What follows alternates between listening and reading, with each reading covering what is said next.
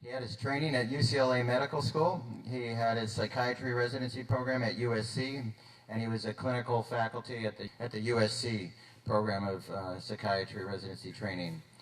And he's been a supporter of Recovery in Action, and he's been a great colleague to have. I've been with the department for 5 years. And so he's going to reflect on what Catherine and Dr. Dorman said, and to open up a discussion.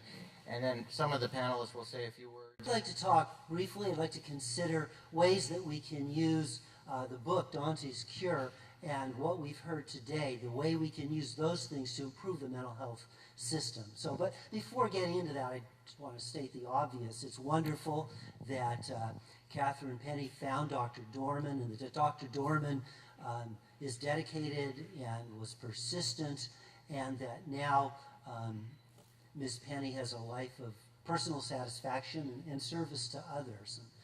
There was a somewhat well-known person in psychoanalysis who once said that the measure of mental health is the ability to love and work. And by that measure, it sounds like the course of psychotherapy that was described to us has been pretty successful. And just one other thing, it's not necessarily a plug for the book, but it's a heck of a good read, and it really is an inspiring parable. It's inspiring to me about just the resiliency of the human psyche and the power of the therapeutic alliance, and I think the value of self-knowledge and the potential that depth psychotherapy has for helping people. Although the book was mercifully light on psychoanalytic theory, so don't be frightened off by that.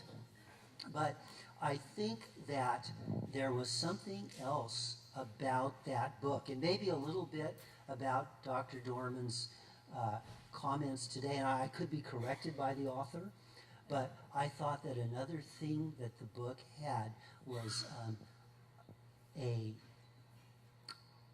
expression of a lot of frustration. Frustration with the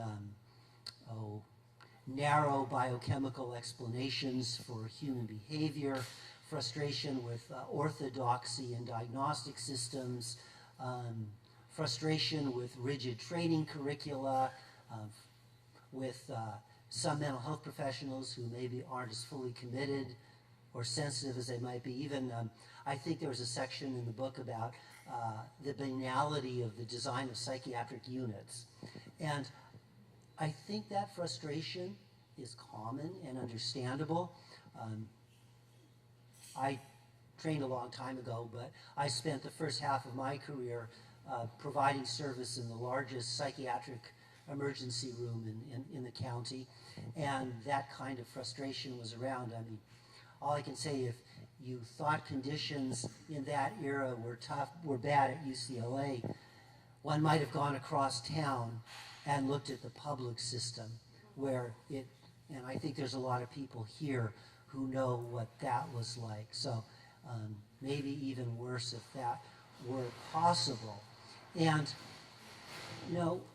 watching what that did to people and to therapists, at least those who cared, at first they get really angry, and then one of two things happen. They either get bitter and cynical and dangerous, or they leave. And I thought about that, and I wondered, how can this be? What can you do about it? And a lot of people who cared would rail against the system, and we all know how useful that is. Not very. And then a few people would try to actually fight it, either rhetorically or even legally. Be nice to say that works, but I think the resiliency of the human spirit is rivaled only by the ability of bureaucracy to not move.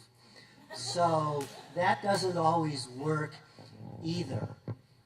And, I started thinking, well, how, if that doesn't work, if you can't just fight it and change it, what's going on? And I stumbled upon a long time ago a quote, of all people, by Buckminster Fuller. And I'll probably misquote him. I couldn't actually find the quote, but it's something along, he's not here to argue, so It's something along the lines of, you never change things by fighting the existing reality. The way to change things is by building a new model that makes the old model obsolete. I think that was pretty close.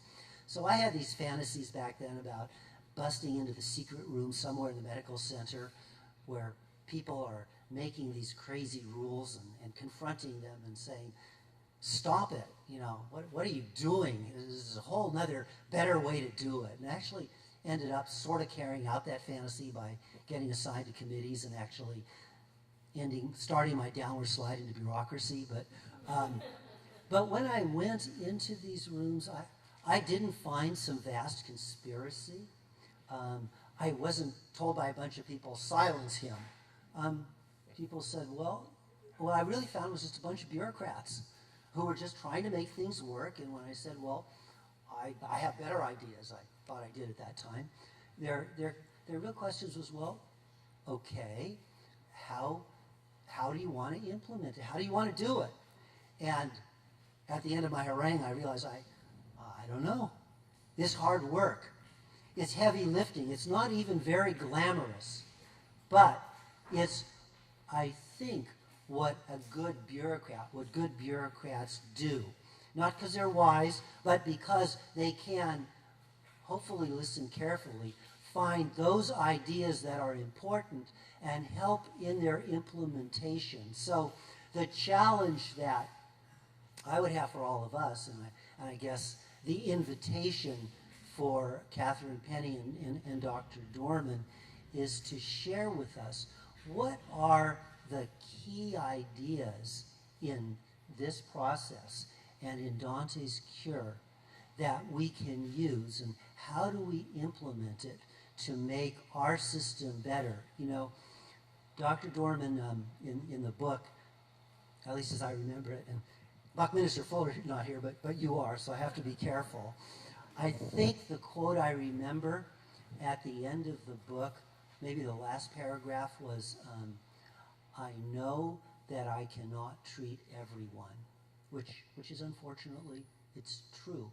But large systems have the power to implement ideas, either good ones or bad ones, across very large populations. And so my bureaucratic mind questions, what is it that we can take from this, and what can we find in this that will transform our system? And then the real work, I think one of the real work we have in front of us then is to take that and do the hard work of implementation. And that's, I think that the direction is pointed, and there's a lot of work behind it. Many of us here, many of you have lived experience that might help in that. Just a word about Dr. Shaner addressed about changing the model. I think that that is something that is happening now, the breakdown of the medical model. A scientific model only works as long as it works. A scientific theory, to be valid, must explain all the facts.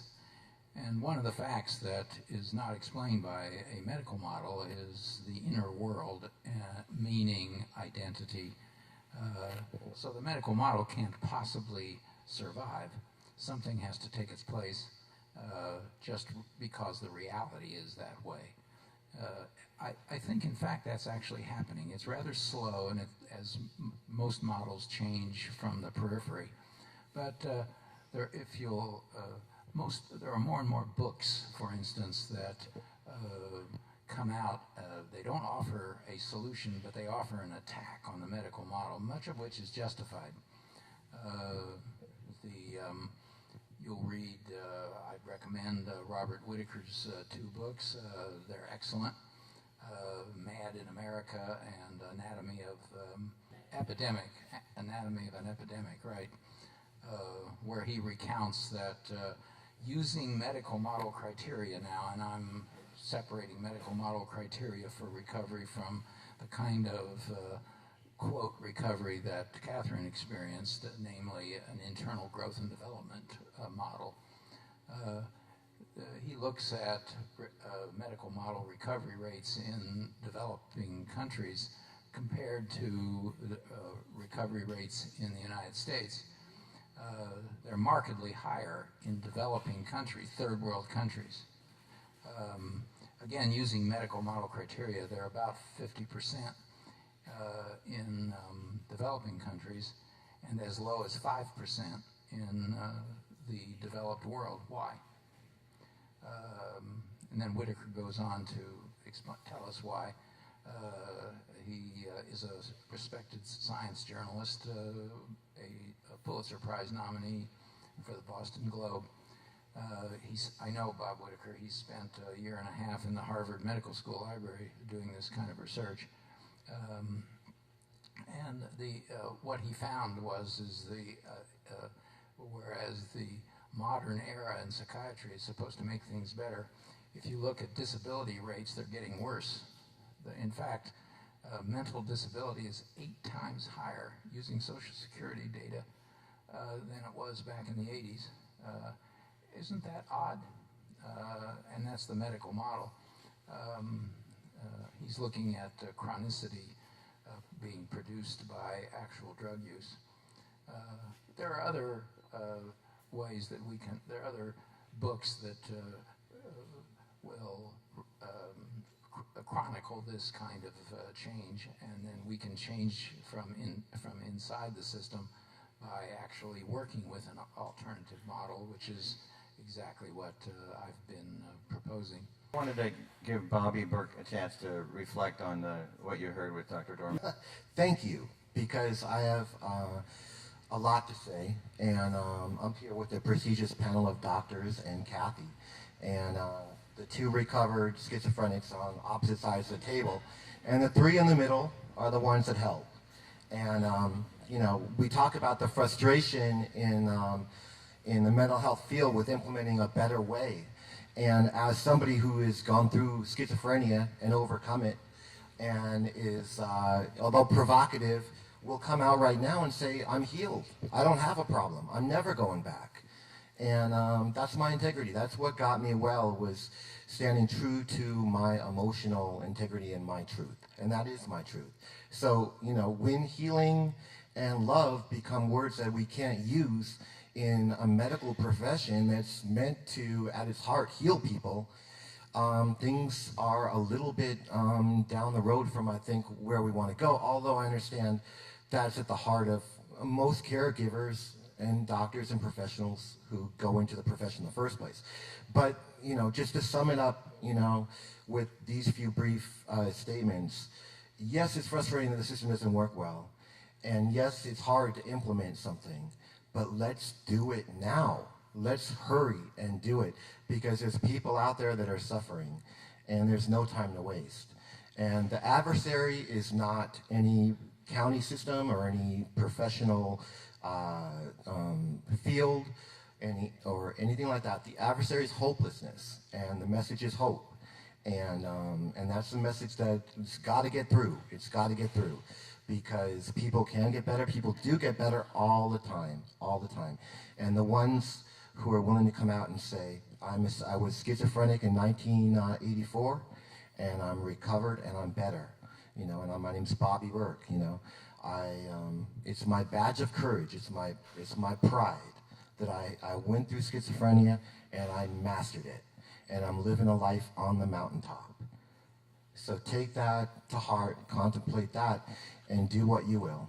And just know that I mean that from the bottom of my heart.